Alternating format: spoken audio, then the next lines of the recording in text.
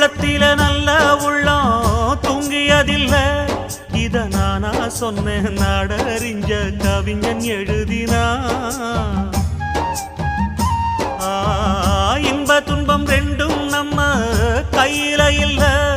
இதில் யாராருக்கு என்னவென்று இறைவன் எழுதினா. கல்லடிய வாங்கிக்கணும் காய்ச்ச மறந்தான், சொல்லடிய தாங்கிக்கணும் நல்ல மனந்தான். இங்கு காயம் பட்ட நெஞ்சம் இது உறங்க முடியுமா?